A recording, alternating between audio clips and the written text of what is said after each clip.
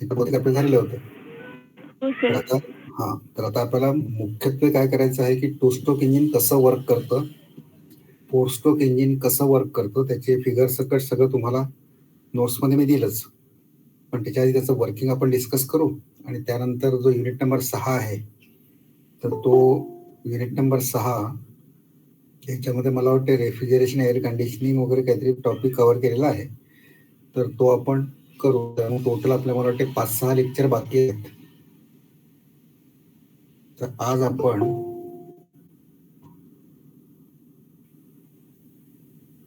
To stroke आणि four stroke cycle engine यातला थोडा फरक बघू आणि एकमेकावर असलेले ॲडव्हान्टेज बघू आणि उद्याच्या लेक्चरला इंडिव्हिज्युअली टू स्ट्रोक इंजिन कसं वर्क करतं आणि फोर स्ट्रोक इंजिन कसं वर्क करतं हे आपण बघायला पाहिजे.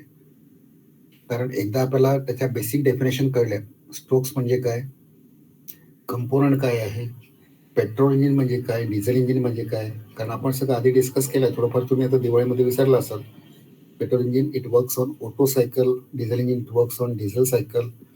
त्यानंतर स्ट्रोक म्हणजे काय, टू स्ट्रोक म्हणजे काय आणि फोर स्ट्रोक म्हणजे काय हे सुद्धा आपण डिफाईन केलं आहे की जे इंजिन स्वतःची एक वर्किंग सायकल एका रिव्हॉल्युशनमध्ये पूर्ण करून 40 स्ट्रोक त्या एका रिव्हॉल्युशनमध्ये पूर्ण होतात ते टू स्ट्रोक. पण जे इंजिन आपली पूर्ण वर्किंग सायकलमध्ये काय येतात, 4 प्रोसेसेस म्हणजे 4 strokes, suction stroke, compression stroke, expansion stroke, तर आपण पॉवर स्ट्रोक पण म्हणतो, आणि एक्झॉस्ट स्ट्रोक. हे पूर्ण करायला त्या इंजिनच्या शाफ्टला जर 2 रिव्हॉल्युशन पूर्ण करावे लागत असतील तर त्याला आपण फोर स्ट्रोक म्हणतो.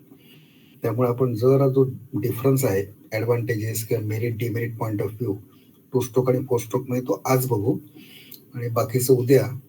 टू स्ट्रोक सायकल इंजिन आणि फोर स्ट्रोक सायकल इंजिन हे इंडिव्हिज्युअली वर्क कसं करतं हे आपण उद्या बघू. तर तुमच्या सगळ्यांकडे म्हणजे इन्क्लुडिंग DA स्टुडंट सगळ्यांकडे युनिट नंबर 1, 2, 3, 4 या नोट्स पोहोचले आहेत का? Yes sir. सगळ्यांकडे आहे ना?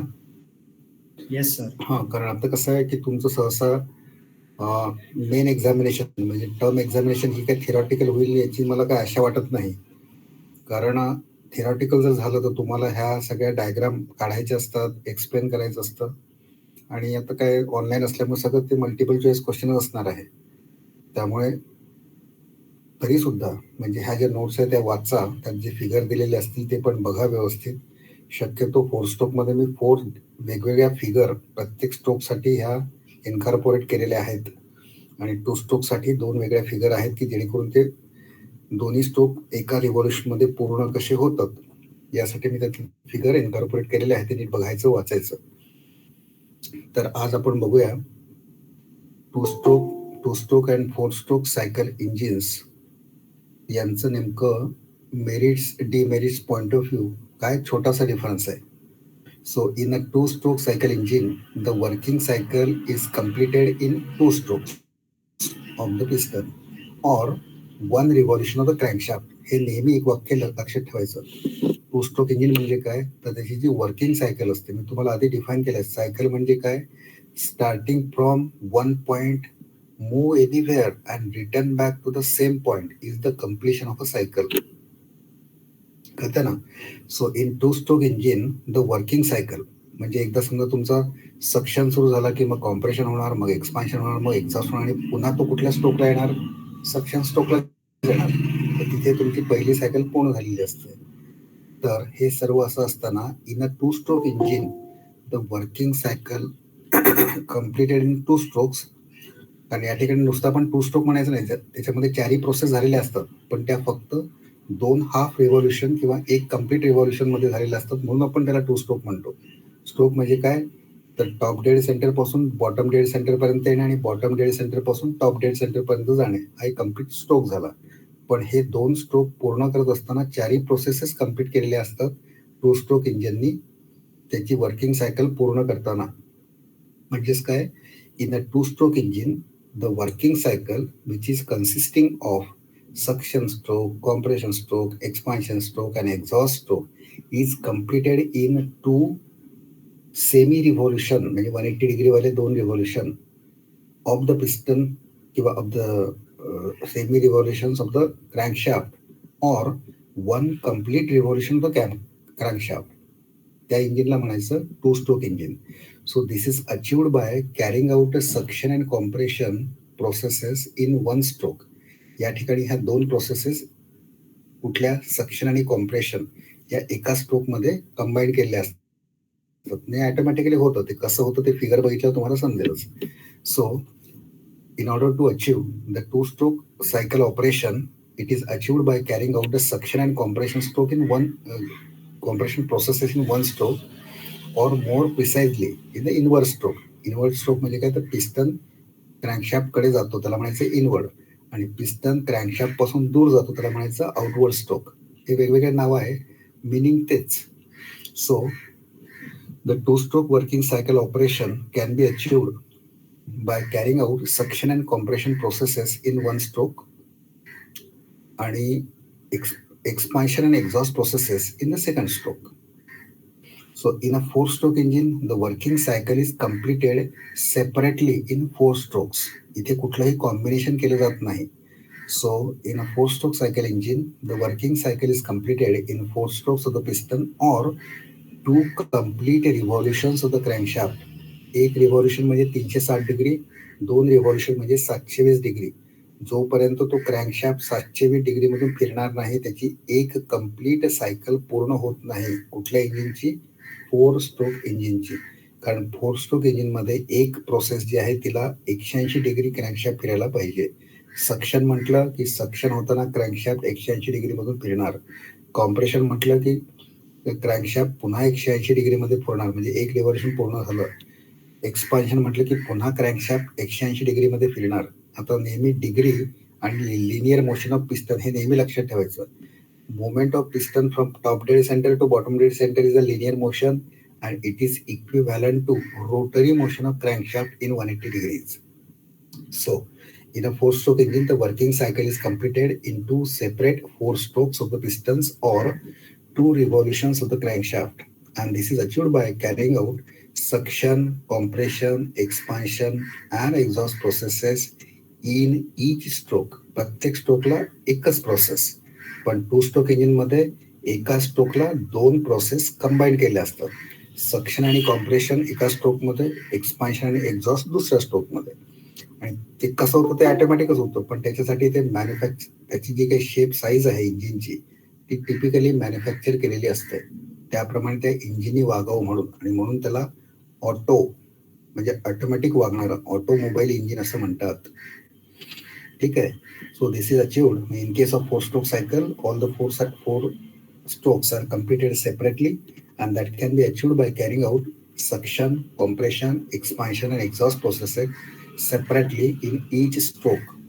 And it will be interesting to know that from the thermodynamic point of view, there is no difference between two-stroke and four-stroke cycle engine.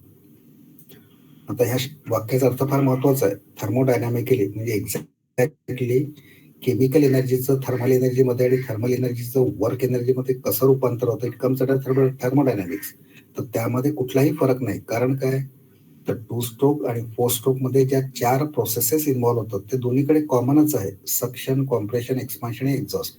फक्त फरक हा आहे की टू स्ट्रोक इंजिन मध्ये दोन प्रोसेसेस सक्शन आणि कॉम्प्रेशन कंबाईन होतात एका स्ट्रोकसाठी, एक्सपान्शन आणि एक्झॉस्ट कंबाईन होतात दुसऱ्या स्ट्रोकसाठी. पण in case of four stroke engine, every process is associated with the individual stroke. Suction म्हटलं की सक्शन स्ट्रोक कम्प्लीट होईपर्यंत फक्त सक्शन चालू राहणार, तिथे कॉम्प्रेशन होणार नाही. दुसरा कॉम्प्रेशन स्ट्रोक सुरू झाला की तिथे फक्त ते कॉम्प्रेशन ऑफ सक्ड गॅसेस एवढंच होणार. तिसरा स्ट्रोक एक्सपान्शन मध्ये ते स्पार्क पडल्यानंतर फक्त बर्निंग ऑफ गॅसेसच होणार, त्याच्यामध्ये गॅसेस एक्सपांड होणार, म्हणून त्याला पॉवर स्ट्रोक म्हणायचं. आणि चौथ्या स्ट्रोक मध्ये जे काही जळलेले गॅस असतील, कम्प्लीट जळलेले, पार्शियली जळलेले किंवा अनबर्न गॅसेस, ते बाहेर फेकले जातात, एक्झॉस्ट होतात. पण ह्या सगळ्यांसाठी प्रत्येक प्रोसेसला सेपरेट स्ट्रोक हा फोर स्ट्रोक इंजिन मध्ये दिला असतात. पण जे काही घडणाऱ्या केमिकल रिॲक्शन्स आहे, ऍक्टिव्हिटीज आहे, त्या दोनही इंजिन मध्ये सारख्याच असतात, टू स्ट्रोक आणि फोर स्ट्रोक मध्ये. So this is the pure mechanical difference. आता आपण बघूया advantages and disadvantages of two stroke over four stroke engine, four stroke cycle engine. नेमके ऍडव्हान्टेजेस काय असतात? आता आपण बऱ्याचदा गाडी घेतो. आता तुम्ही तर फार लहान आहे की तुम्हाला टू स्ट्रोक केव्हा सुरू झालं आणि केव्हा बंद सुद्धा झालं भारतामध्ये हे माहिती नसावं. कारण आता ज्या काही गाड्या येतात, ज्या कुठल्या शक्यतो motorcycle all are four stroke engines आणि ज्या मोपेड वगैरे आहेत त्या व्हेरिएटेड ड्राईव्ह आहे. त्या सगळ्या फोर स्ट्रोकच असतात, पण त्या व्हेरिएटेड ड्राईव्ह त्यामुळे तुम्हाला त्याच्यामध्ये मायलेज मिळणार नाही.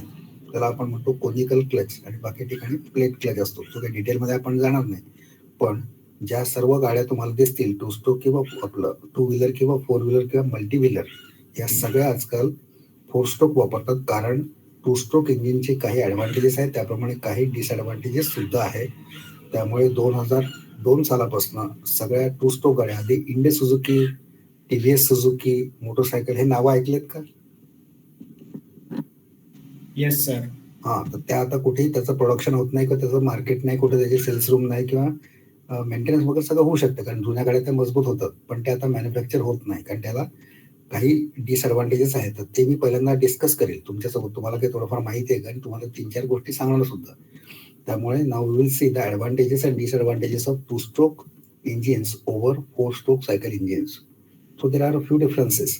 आता ॲडव्हान्टेजेस जर बघितलं तर एक ॲडव्हान्टेज असा आहे की two stroke cycle engine gives twice the number of power strokes than four stroke cycle engine at the same engine speed. तुमच्या समोर समजा एक टू स्ट्रोक इंजिन उभं केलं आहे आणि एक फोर स्ट्रोक आहे, दोघांची स्पीड सेम आहे 3000 RPM. तर तुम्हाला सगळ्यात पहिल्यांदा फरक तर जाणवेल की बाबा टू स्ट्रोक मध्ये प्रत्येक रिव्हॉल्युशनला एक पॉवर स्ट्रोक आहे ना? कळतं का? Yes sir. हा, पण फोर स्ट्रोक इंजिन मध्ये तुम्हाला दिसेल की तो एक पॉवर स्ट्रोक व्हायला 2 रिव्हॉल्युशन त्या शाफ्टचे पूर्ण झाले पाहिजे. कारण कुठलंही इंजिन म्हटलं तर जेवढे जास्त पॉवर स्ट्रोक तेवढं जास्त पॉवर डेव्हलप होणार. त्यामुळे तुम्हाला असं दिसेल की theoretically double power is generated in two-stroke engine in comparison with four-stroke engine for the same speed and same size of the cylinder of the engines. ते थेरॉटिकली आहे, पण प्रॅक्टिकली तेवढं नाही. प्रॅक्टिकली थोडा फरक पडतो कारण leakages, friction, loss of fuel.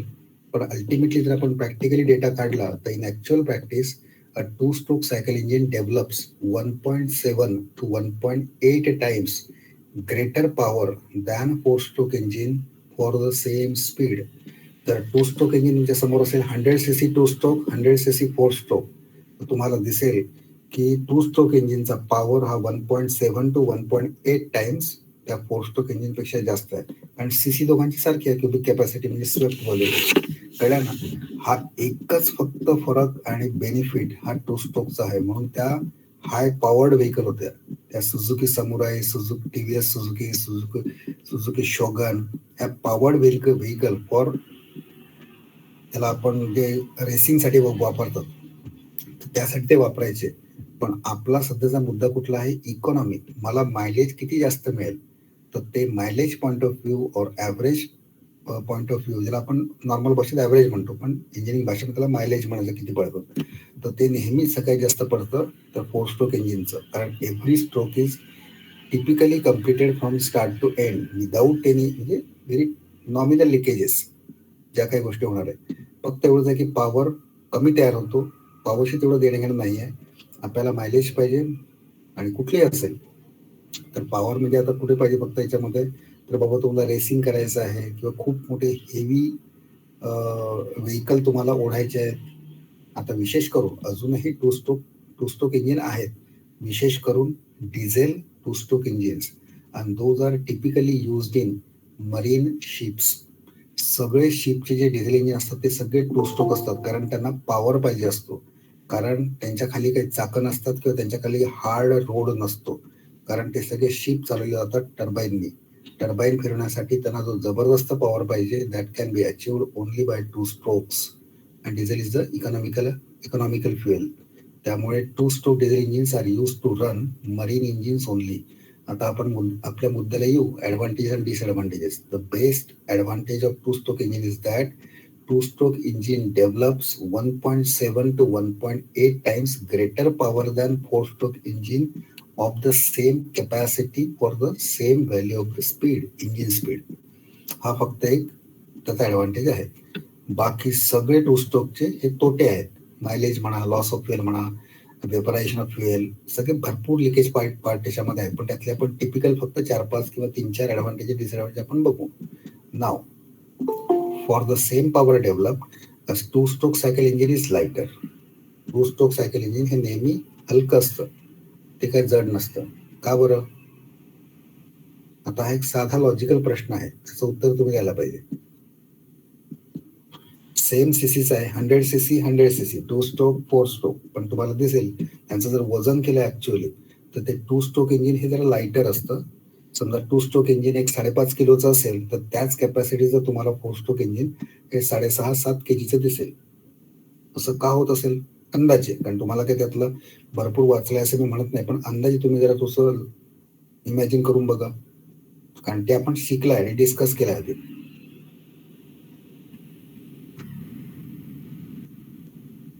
बोला. सेम कॅपॅसिटीचे 2 इंजिन समोर ठेवले, एक 2 स्ट्रोक आणि 4 स्ट्रोक. तर हे ऑब्झर्व झालेलं आहे की 2 स्ट्रोक इंजिनचं ऍक्च्युअल वजन हे 4 स्ट्रोक इंजिनपेक्षा जास्त भरतं. असं का होत असावं? कारण त्याचे पिस्टन सर जास्ती हे जे असतील केजीचे, जास्त वजनदार असेल असं म्हणायचंय का? हा, पिस्टन सर. बरं, तर आता हे प्रयत्न चांगला केला, काय हरकत नाही, पण उत्तर तेवढंसं बरोबर नाही. दुसरा, मी तुम्हाला अधिकदा सांगितलंय बघा, नेहमी फ्लायव्हील नावाचा एक एलिमेंट प्रत्येक इंजिन मध्ये असतो. Flywheel is a heavier part of the engine which is used for absorbing energy fluctuation.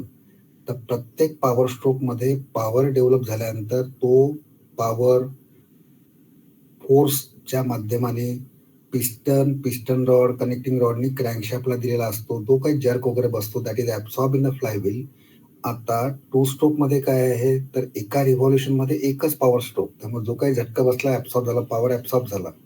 पण 4 स्ट्रोक मध्ये त्या पॉवर स्ट्रोकला यायला परत आणखी 3 स्ट्रोकची वाट बघत बसावं लागतं. त्यामुळे तिथे जर्क्स किंवा फ्लक्च्युएशन किंवा ज्याला आपण लॅग म्हणतो ही खूप मोठी असते. म्हणून तुमचं व्हायब्रेशन कमी आणि युनिफॉर्म ऍब्सॉर्प्शन ऑफ एनर्जी व्हायला पाहिजे, म्हणून ते जे फ्लायव्हील आहे हे 4 व्हीलरमध्ये जरा हेवियर वापरलेलं असतं. 2 स्ट्रोक मध्ये हेवियर वापरत नाही. आणि मुद्दामून ज्या कंपोनंटचं वजन सर्वात जास्त तो कंपोनंट आहे फ्लायव्हील, आणि हेवियर फ्लायव्हील 4 स्ट्रोक इंजिन मध्ये वापरत असल्यामुळे त्याचं वजन हे नेहमी त्या सेम कॅपॅसिटीच्या इंजिनच्या 2 स्ट्रोक पेक्षा जास्त असतं. कारण जेवढं फ्लायव्हील हेवियर तेवढे त्या इंजिनला जर्क्स कमी, झटके कमी, म्हणजेच व्हायब्रेशन कमी, म्हणजेच ते युनिफॉर्म वर्क करत राहतं. ठीक आहे? Yes sir. हा, फक्त एकच कंपोनंट आहे तो. Flywheel is the only component which will differentiate or which will specifically show why the weight of 2-stroke engine is lighter than the weight of 4-stroke engine for the same capacity engine. Capacity म्हटलं तर swept volume, cc, cubic capacity, 100 cc, 1000 cc, 500 cc हे शब्द तुमच्या कानावर गेलेले असतील. So there is only one component which makes difference in the weight of 2-stroke and 4-stroke engine, and that component is flywheel. Because heavier flywheel is used in 4-stroke and lighter flywheel is used in 2-stroke. जर 2 stroke मधल्या फ्लायव्हीलचं वजन 1.5 kilo असेल तर तोच 4 stroke मधला 2.5 kilo, 2.25 kilo झालेला असतो, 1.25 kilo. आता हे प्रपोर्शनल आहे, हे फक्त आपण 100 सीसी पॉईंट ऑफ व्ह्यू बोलतोय. आपल्याकडे हजारो इंजिन्स आहेत, 1000 सीसी वाले, 6000 सीसी वाले, भरपूर इंजिन असतात. इव्हन रेल्वेचे इंजिन म्हटलं तर आणखी मोठीच गोष्ट आहे ती. त्याला 8 सिलेंडर आणि मोठे जर कॅल्क्युलेट केलं तर कॅल्क्युलेट करून आपल्याला काढता येतं. सांगायचा मुद्दा काय आहे, the variation in the weight of 2 stroke and 4 stroke engine depends on application of either lighter or heavier flywheel in the engine, and in fact the heavier flywheels are used in 4-stroke engine and lighter flywheels are used in 2-stroke engine. That's why for same capacity of engines the 2-stroke engines found to be lighter than 4-stroke engines. कळतं का सगळ्यांना हे? Yes sir. आता आणखी अजून बघूया, अजून 2-4 आपण बघू डिफरन्सेस. आता एक तिसरं घेऊया. As the number of working strokes in two stroke cycle engine are twice. than the four-stroke cycle engine. So the turning moment of the two-stroke engine cycle engine is more uniform. आता ही या वाक्याचा अर्थ आपण बघूया. टू स्ट्रोक इंजिन मध्ये एका revolution मध्ये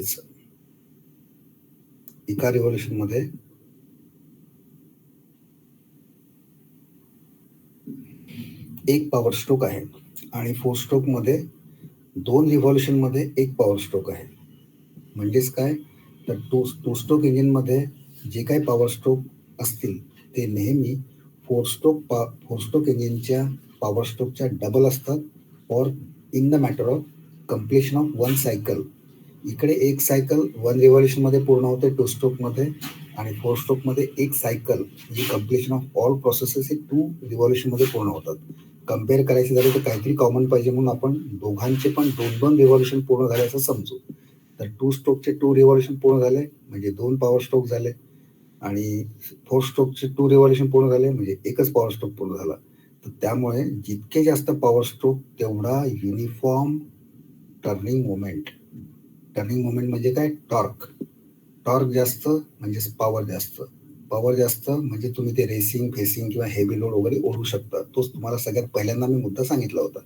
तर काय आहे, तर टू स्ट्रोक मध्ये जे काही पॉवर स्ट्रोक डेव्हलप होतात ते नेहमी डबल असतात फोर स्ट्रोक इंजिनच्या, आणि म्हणून टू स्ट्रोक इंजिनचा टॉर्क किंवा टर्निंग मोमेंट हा मोर युनिफॉर्म असतो. कोणाच्या कम्पॅरिझन मध्ये, फोर स्ट्रोक सायकल इंजिन. जुन्या तुम्ही बजाजच्या स्कूटर वगैरे बघा, एक सेम आवाज सुरू असतो, पण सेम त्याला आपण एक दमदार पॉवर डेन्सिटी एका विशिष्ट ताकदीने ती पुढे जात असते. तेच तुम्ही फोर स्ट्रोक वगैरे म्हटलं, ऍक्सिलेटर थोडं कमी पडलं, you will sense the power loss. हे कशामुळे, कारण एक पॉवर स्ट्रोक यायला त्याला दोन रिव्हॉल्युशनची वाट बघत बसावं लागतं. So thus it makes a two-stroke cycle engine to have a lighter flywheel and foundation, and this also leads to a higher mechanical efficiency of a two-stroke cycle engine. Mechanical efficiency जास्त असू शकतं. नेहमी एक लक्षात ठेवायचं की thermal efficiency हा शब्द मी तुम्हाला खूप आधी सांगितला असेल, की आपण सगळं इंजिन म्हटलं की फ्युएल वापरणार. फ्युएल म्हणजे केमिकल एनर्जी. केमिकल इंजिनिअरिंगमध्ये त्या फ्युएलची पर केजी एनर्जी किती, एनर्जी म्हणजे काय, त्याची कॅलोरिफिक व्हॅल्यू, आणि त्याचं रूपांतर मेकॅनिकल एनर्जीमध्ये किती प्रमाणात होतं, 10%, 20%, 30%, 40%, तर ती झाली thermal energy.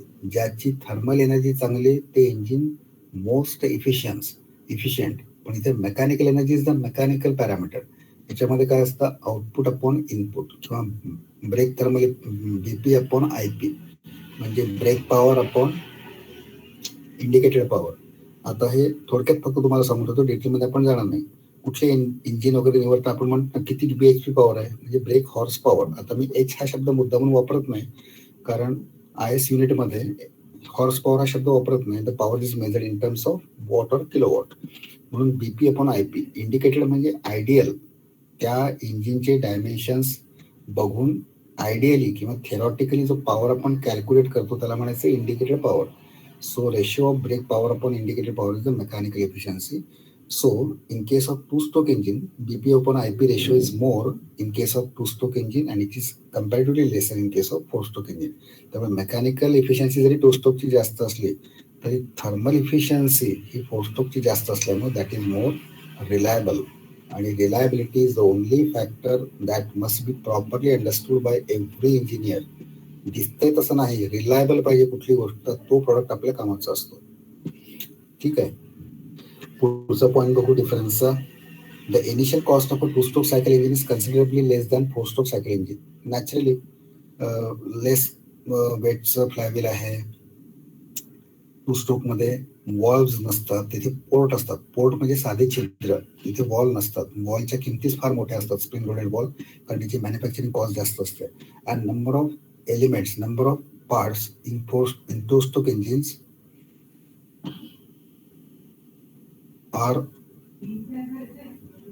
number of parts. हे जे कंपोनंट आहे in case of four-stroke engines are not existing in two-stroke engine. कारण जसं म्हटलं तुम्हाला की फक्त वॉल्स असतील, तर valves are available in four stroke engine. But in case of two-stroke engine, walls are not at all present. Only the ports are present. Ports means chidra.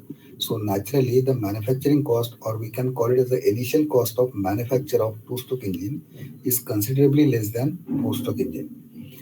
त्याच्यानंतरचा point आहे, the mechanism of two-stroke cycle engine is much simpler than a four-stroke cycle engine. कारण to-stroke cycle engine मध्ये फार simplicity of design आहे, simplicity of manufacture आहे. साधं engine तुम्ही बघितलं, त्याला ओपन केलं, कारण नुसतं बाहेरून बघून इंजिन समजत नाही. then you will find that the casting and all that very simply it is manufactured or casted. कारण त्या ठिकाणी कुठल्याही प्रकारचं मला वॉल बसवायचे नाही, कुठल्या प्रकारच्या पायपिंग बसवायचे नाही. जे काही नॉर्मल ज्या लागतात गोष्टी दोन्ही इंजिनला त्या कॉमनच आहेत, पण वॉल्स वगैरे ह्या कॉस्टली अफेअर जे असतात those are present only in four stroke engine. So the initial cost of the two-stroke engine is quite less than four-stroke engine, and the mechanism of working of two-stroke cycle engine is much simpler than the four-stroke cycle engine. कारण because of absence of many components. त्याच्यानंतर the two-stroke cycle engine is much easier to start. जे two-stroke cycle engine असतं ते फार easy आहे, म्हणजे even तुम्ही you can start half kick, कारण ते एका रिव्हॉल्युशन मध्ये त्याच्यामध्ये एक पॉवर स्ट्रोक झाला असतो, त्यामुळे पटकन पेटलं की ते स्टार्ट होतं. तेच तुम्ही बघाल तर it is slightly difficult to start a four stroke engine, आणि त्यातही ते जर हाय पॉवर असेल ते तुम्हाला 60% बॅक किक मारतं. तुम्ही बुलेट वगैरे स्टार्ट करून बघितले का कोणी? Yes sir.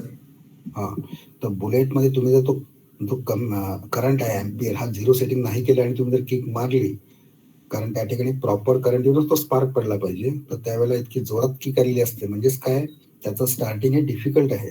कुठलंही फोर स्ट्रोक इंजिन असेल, म्हणजे डिफिकल्ट म्हणजे अजिबात करताच येत नाही असे भाग नाही, कम्पॅरेटिव्हली डिफिकल्ट. कळलं ना? आणि आजकाल ती सगळी सोय झालेली आहे. मॅन्युअल स्टार्टिंग म्हणजे ज्याला आपण किक स्टार्टिंग म्हणतो, that is becoming obsolete. Every vehicle is now battery started. तर सांगायचा मुद्दा हाच आहे फक्त, is two-stroke engine being a simpler one, it is easier to start a two-stroke engine in comparison with four-stroke engine. तर हे झाले ॲडव्हान्टेजेस. आणि जर थोडे डिसएडव्हान्टेजेस जर बघितले तर आपण आता मगाशी डिस्कस केलंच आहे. Thermal efficiency of to-stroke engine is quite less than four-stroke engine. कारण त्या ठिकाणी जेव्हा जेव्हा एकापेक्षा जास्त प्रोसेसेस एकत्र करतात, एकही प्रोसेस कम्प्लीट सॅटिस्फॅक्टरी कम्प्लीट होत नाही, काही ना काही तिथे बाकी राहिलेलं असतं. सक्शन म्हटलं की पूर्ण सक्शन होत नाही, कारण त्याच्यामध्ये कॉम्प्रेशन पण सुरू झालेलं असतं. त्याच्यानंतर दुसऱ्या स्ट्रोकमध्ये, आता आपण टू स्ट्रोकचं बोलतोय बरं, दुसऱ्या स्ट्रोकमध्ये एक्सपान्शन सुरू झालं, त्याबरोबर एक्झॉस्ट पण सुरू झालेला असतो. म्हणजे काय होतं की गॅस जळायला लागला, तो पूर्ण जळायच्या आत तो उरलेला जळलेला किंवा अर्धवट जळलेला किंवा न जळलेला तो सुद्धा सायलेन्सर मधून बाहेर पडून जातो. त्यामुळे we are losing that energy. म्हणून thermal efficiency of two-stroke cycle engine is always less than four-stroke engine. दुसरा आहे ओव्हरऑल इफिशियन्सी. ती सुद्धा overall efficiency of the two-stroke engine. Overall efficiency is the product of N number of efficiencies. Thermal efficiency, त्याच्यानंतर relative efficiency, त्याच्यानंतर mechanical efficiency, अशा 4-5 efficiency. तर सगळ्यांचा product म्हणजे ओव्हरऑल इफिशियन्सी. तर टू-स्ट्रोक इंजिनची ओव्हरऑल इफिशियन्सी नेहमीच फोर-स्ट्रोक इंजिनपेक्षा कमी असते. In case of two-stroke cycle engine, the number of power strokes are twice as those of four-stroke cycle engine. हे आपण बघितलंच आहे. Thus the capacity of cooling system must be higher. आता disadvantage काय, तर टू स्ट्रोक मध्ये एका revolution मध्ये एक पॉवर स्ट्रोक आहे. पॉवर स्ट्रोक झाला म्हणजे फ्युएल जळणार, म्हणजे इंजिन गरम होणार, पिस्टन गरम होणार, सिलेंडर गरम होणार, सगळं गरम होणार. त्यामुळे त्याला लागणारी कूलिंग सिस्टम ही मोठी असते कशाच्या कम्पॅरिझन मध्ये, फोर स्ट्रोक मध्ये. टू स्ट्रोक आणि फोर स्ट्रोक यांच्या दोघांच्या कम्पॅरिझन मध्ये the cooling system required to cool the engine is higher in case of two stroke engine as compared to four stroke engine. कारण फोर स्ट्रोक मध्ये 4 stroke झाल्यानंतर तो वाट बघतो की पुन्हा रिपीट व्हायची, पॉवर स्ट्रोक परत यायची. त्यामुळे cooling requirement is lesser in case of four stroke engine as compared to two stroke engine. म्हणून तुम्ही जर बघा जुने टू स्ट्रोक इंजिन, तर त्याच्या हेडवर जे फिन्स बसवले असतात, चकत्या असतात बघा ॲल्युमिनियमच्या, त्या तुम्हाला जास्त दिसतील टू स्ट्रोक इंजिन मध्ये. पण फोर स्ट्रोक इंजिन मध्ये त्या कमी असतात, कारण ते लवकर हीट पण होत नाही. जसं टू स्ट्रोक इंजिन जरा लवकर थोडं अंतर पार केलं की ते गरम व्हायला लागतं. त्यानंतर आणखी एखादा डिसएडव्हान्टेज बघूया, तर तो कन्झम्पशन ऑफ लुब्रिकेशन ऑइल बद्दल आपण बघू. तर consumption of lubrication oil is large in case of two-stroke cycle engine because of high operating temperature. कारण तुम्हाला मगाशी सांगितलं, आधीच्या याच्यात डिस्कस आपण केलं, तर टू स्ट्रोक इंजिन हे लवकर तापतं आणि फोर स्ट्रोक इंजिन हे लवकर तापत नाही. त्यामुळे जे लवकर तापतं त्याला कूल करण्यासाठी जास्त लुब्रिकेशन ऑइल लागतं. म्हणून consumption of lubricating oil is large in case of two-stroke cycle engine in comparison with four-stroke cycle engine. कळतं का सगळ्यांना हे? Yes sir. हा, आणि आता आणखी एक बघूया आणि तो शेवटला घेऊ. आता राहिले एक्झॉस्ट गॅसेस. तर सगळं एकदा इंजिनमध्ये गॅस पेटला, गॅस म्हणजे काय, ते लिक्विड असतं पण ते ऑटोमाइज केलेलं असतं त्याचं गॅसियस फॉर्ममध्ये. ते पेटून ते बाहेर आलं की ते बाहेर कुठून येणार, सायलेन्सर मधून. त्याला आपण म्हणायचं एक्झॉस्ट.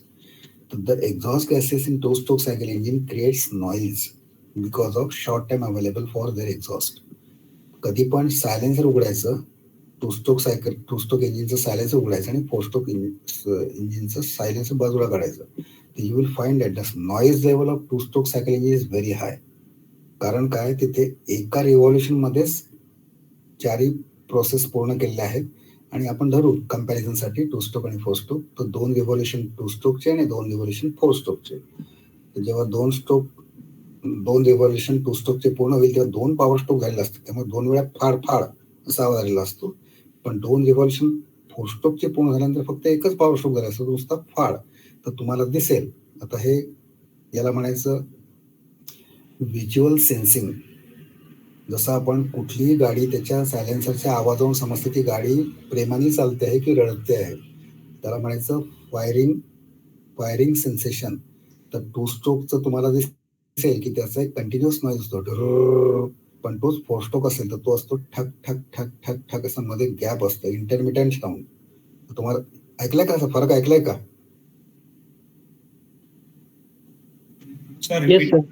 हा, बुलेट स्टार्ट करायची आणि याच्यावर ठेवायची, कशावर, 0 ऍक्सिलेटरवर. तुम्हाला दिसेल ठक ठक ठक ठक ठक.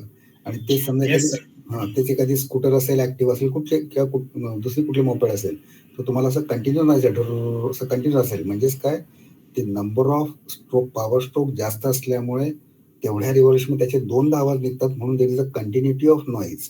पण फोर स्ट्रोक मध्ये there is a comparatively larger gap between 2 power stroke, म्हणून तिथे इंटरमिटंट नॉइज हा येतो. म्हणून काय, तर exhaust gases in to stroke cycle engine create more noise in comparison with the noise created by four stroke engine. Four stroke engine मध्ये power stroke हा 2 revolution नंतर एकदा येतो आणि टू स्ट्रोक मध्ये पॉवर स्ट्रोक 2दा येतात 2 रिव्हॉल्युशन मध्ये. त्यामुळे जितके पॉवर स्ट्रोक तेवढा जोरात फटाका फुटलेला असतो तो. त्यामुळे नॉइज क्रिएशन हे टू स्ट्रोक मध्ये जास्त झालेलं असतं आणि फोर स्ट्रोक मध्ये कमी झालं असतं. त्यामुळे हे जे काय आपण ऍडव्हान्टेजेस आणि डिसएडव्हान्टेजेस बघितले, तर काही सेक्टरमध्ये टू स्ट्रोक इंजिन हे खरोखर चांगलं आहे. विशेष म्हणजे फक्त development of power for a particular capacity of the engine. जेव्हा आपण कम्पेअर करतो 100cc two stroke, 100cc four stroke, rotate working at 3000 RPM, 3000 RPM, same capacity आणि दोन्ही इंजिनची आणि सेम रनिंग स्पीड असेल, तर तुम्हाला दिसेल की power develop by two stroke is higher. तर त्या एका सेक्टरमध्येच फक्त टू स्ट्रोक इंजिन बेनिफिशरी आहे. Otherwise noise creation, consumption of oil, दुसऱ्या याच्यामध्ये आहे की ते स्वस्त पण आहे आणि इझी टू मेंटेन आहे. हे सेकंडरी पार्ट आहे, हे काही प्रायमरी पार्ट नाही कन्सिडरेशनचे. तर काही सेक्टरमध्ये तुम्हाला दिसेल की two stroke engine is beneficiary काही, आणि भरपूर सेक्टरमध्ये तुम्हाला असं दिसेल की four stroke engine is more beneficial than to stroke engine. आणि त्यातला एक सगळ्यात इम्पॉर्टंट आहे, that is the mileage of the four stroke engine is almost 75% more than to stroke engine of the same capacity engine. 100cc असेल, 200cc, दोघांची जर compare केली तर अशा प्रकारे आपण थोडंफार डिफरन्स बघितला आहे, काही माहिती घेतली आहे टू स्ट्रोक आणि फोर स्ट्रोक इंजिन मधली. तर उद्याच्या लेक्चरला मात्र आपण individually four stroke cycle engine, विशेष करून पेट्रोल, एकाच मी शिकवणार. डिझेल, आता डिझेलचं तुम्ही स्वतःहून माहिती काढायची किंवा शिकायचं, कारण वर्किंग सेम असतं, फक्त त्या इंजिनचे 1-2 फीचर बदललेले असतात. तर ते तुम्ही तुमच्या डोक्याने तुम्हाला काय समजतं ते बघायचं. मी एकाला समजून सांगेल, तर तुम्हाला मी समजून सांगेल उद्या four stroke cycle petrol engine, आणि त्याच्यानंतर समजून सांगेल to stroke cycle petrol engine. आता टू स्ट्रोक सायकलचं डिझेलचं वाचण्याची गरज नाही सध्या, कारण ते फक्त मरीनसाठी उपयोग आहे, नॉर्मल ट्रान्सपोर्टेशन नाही आहे. त्यामुळे 4 स्ट्रोक सायकल डिझेल इंजिन कसं वर्क करतं याची माहिती मात्र तुम्ही पुस्तकातून वाचायची. ऑपरेशन इज सेम, फक्त काही फीचर्स वेगळे असतात. जसं पेट्रोल इंजिन म्हटलं तर तुम्हाला त्यातलं एक फीचर आहे की ते स्पार्क प्लग असला पाहिजे, पण डिझेल इंजिन असेल तर spark plug is replaced by injector, fuel injector. त्या ठिकाणी स्पार्क प्लग नसतो. तुम्हाला सुरुवातीला सांगितलंय मी, कारण ते ऑटो इग्नायटेड फ्युल आहे, ते आपोआप पेटतं तापलं की. पण पेट्रोल ऑटो इग्नायटेड नाही, त्याला स्पार्क द्यावा लागतो जेणेकरून तो पेट घेतो. तर हे आपण सगळं उद्या सुरू करू. तर माझं असं म्हणणं आहे की उद्या मॅडमचं जे लेक्चर असेल 11:30 ते मी घेऊन टाकेल, चालेल का?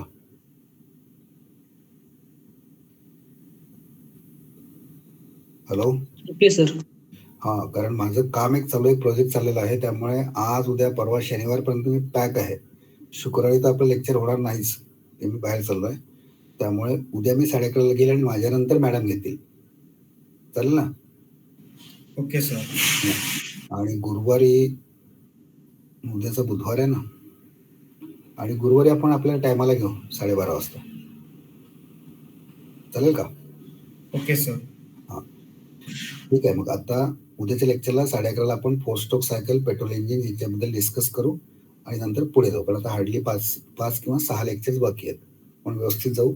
आणि काय डिफिकल्ट असेल झाली आपण 1-2 सेशन ठेवू की बाबा युनिट नंबर 1, 2, 3 याच्यासाठी एक सेशन, 4, 5, 6 काय डिफिकल्टी असेल तर आपण डिस्कस करू. कारण होऊ शकतं डिसेंबरच्या मध्यावर येण्यावर तुमची फायनल एक्झाम होईल कदाचित, 4थ्या आठवड्यात असा अंदाज आहे.